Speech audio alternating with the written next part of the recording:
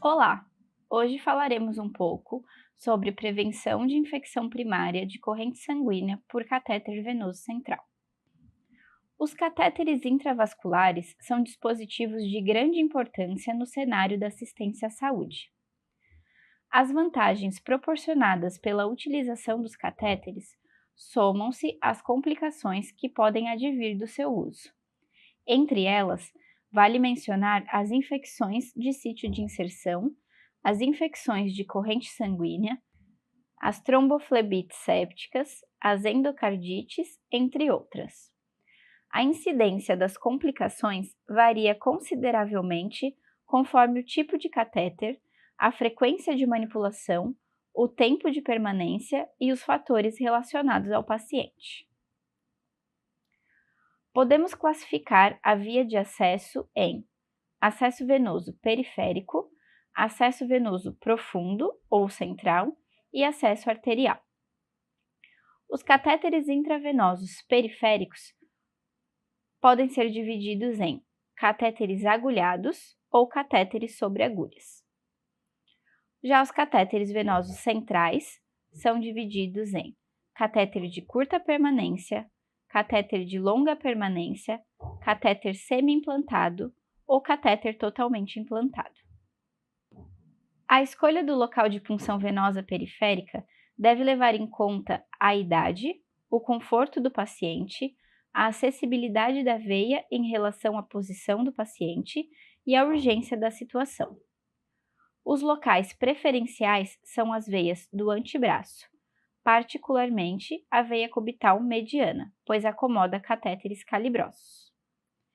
Evitar membros inferiores, membros edemaciados, lesionados, lados com mastectomia ou esvaziamento ganglionar. A punção venosa central tem por ordem de preferência acesso subclávio, jugular e após femoral. Como realizar antisepsia nos tipos de catéter? Para o catéter periférico, devemos lavar as mãos, usar luvas de procedimento, lembrando que o uso das luvas não dispensa a antisepsia das mãos. Fazer antisepsia da pele do paciente com álcool 70%. Não devemos palpar o local escolhido para a punção após a antisepsia.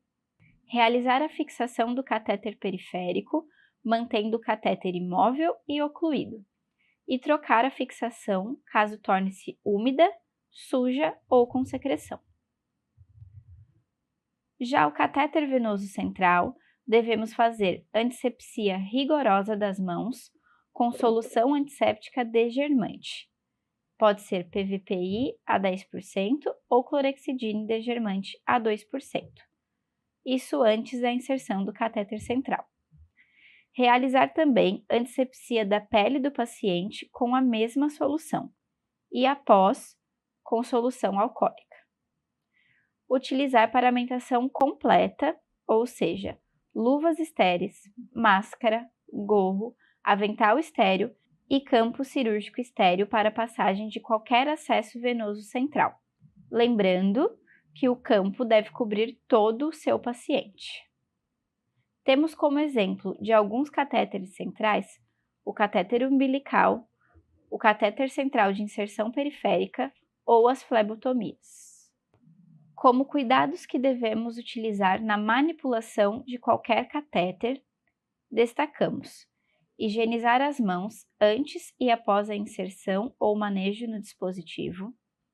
Não se recomenda a coleta de sangue para exames laboratoriais através dos catéteres. Não desobstruir o catéter empurrando o coágulo, sempre aspirá-lo. Proteger o catéter durante o banho para que ele não molhe. Lavar as mãos antes e após a inserção e manipulação dos catéteres. Nos catéteres semi-implantáveis, após a infusão de medicamentos ou hemoderivados, o catéter deve ser lavado com solução fisiológica. Alguns catéteres necessitam da utilização de heparina. Para catéteres implantáveis, evitar a infusão ou extração de sangue, pode ocorrer dano ao equipamento. Utilizar luvas estéreis e realizar antisepsia da pele com solução alcoólica antes de inserir a agulha no dispositivo, ou trocar a agulha. A troca de agulha de rubber deve ser feita a cada 7 dias.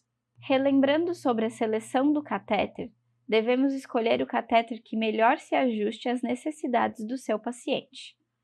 Preferir um catéter de menor calibre e comprimento.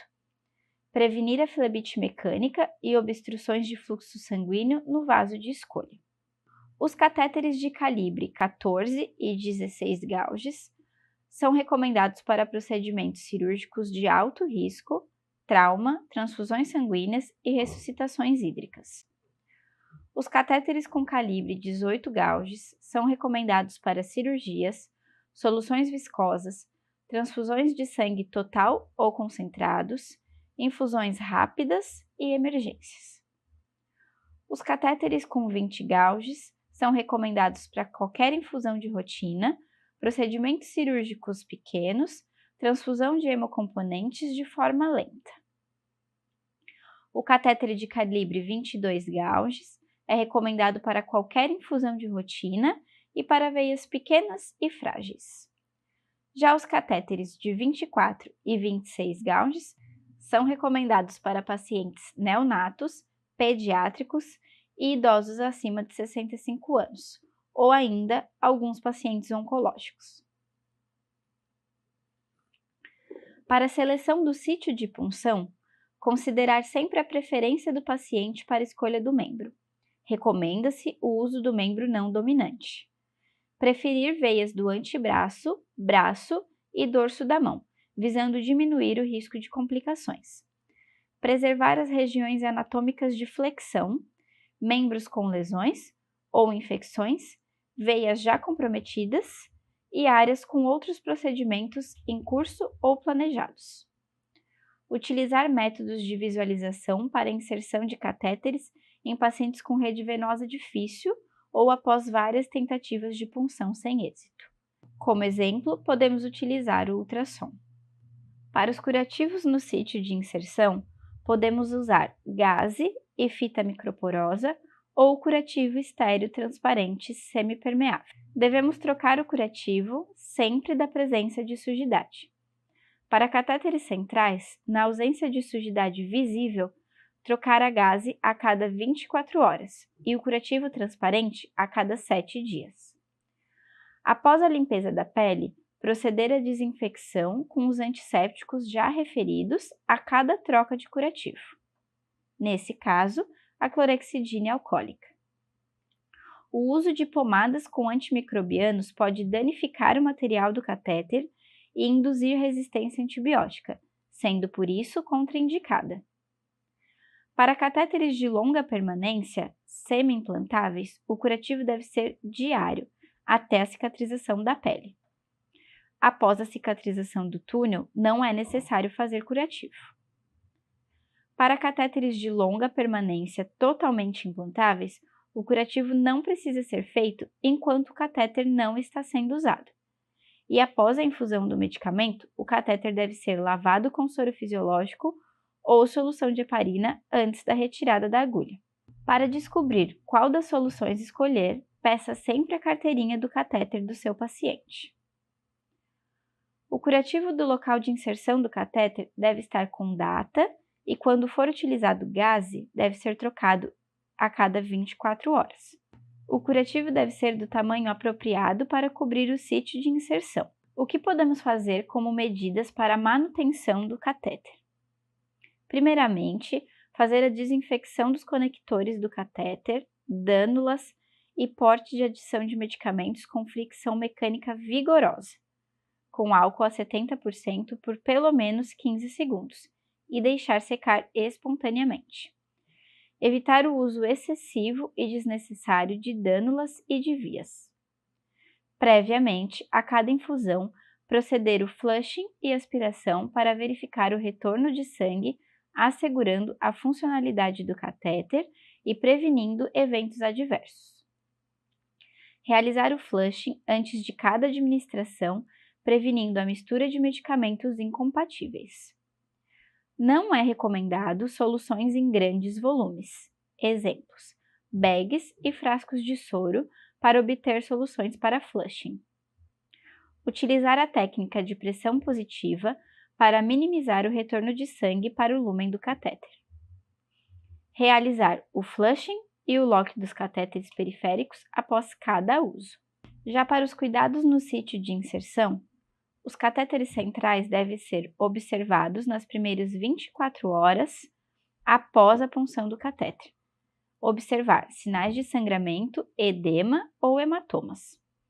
Avaliar diariamente, através de inspeção visual e palpação sobre o curativo, o sítio de inserção do catéter e áreas próximas quanto à presença de edema, rubor ou secreções drenantes. Valorizar as queixas do paciente quanto a queixas de desconforto no local de inserção, como dor, ardência, formigamento e queimação. Quando proceder à troca deste catéter? Para os catéteres venosos periféricos, a Anvisa recomenda a troca rotineira a cada 96 horas, se possível. Porém, deve seguir sempre o protocolo institucional. Trocar o local da punção quando houver sinais flogísticos, como dor, calor, eritema e edema. E avaliar a cada 6 horas o aspecto do local da punção e as condições de infusão.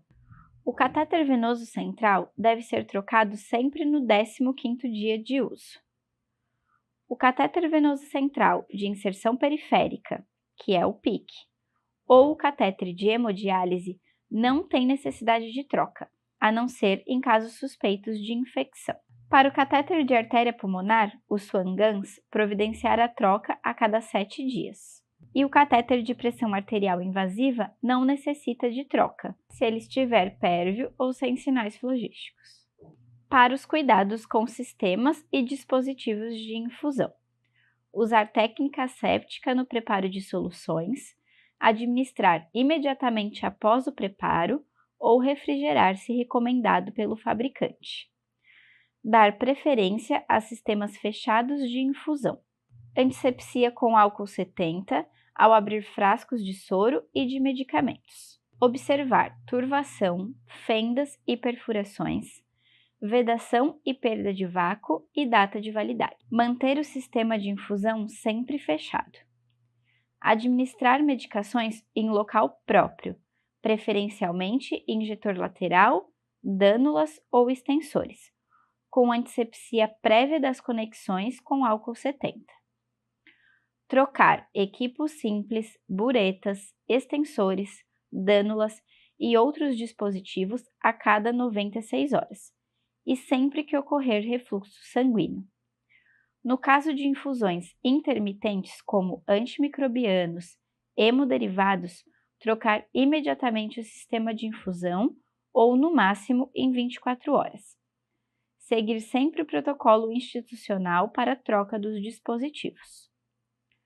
Trocar o sistema de infusão de nutrições parenterais totais a cada 24 horas.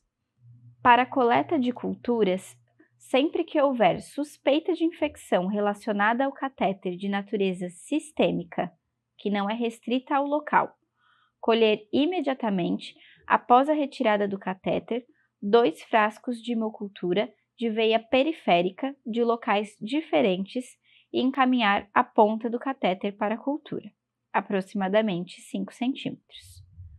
Não há indicação para a cultura de ponta de catéter venoso central na rotina, exceto se houver evidências de infecção relacionada a este ou quando os catéteres são retirados de pacientes gravemente enfermos ou imunodeprimidos. Também pode-se realizar coleta de cultura de todas as vias do catéter venoso central.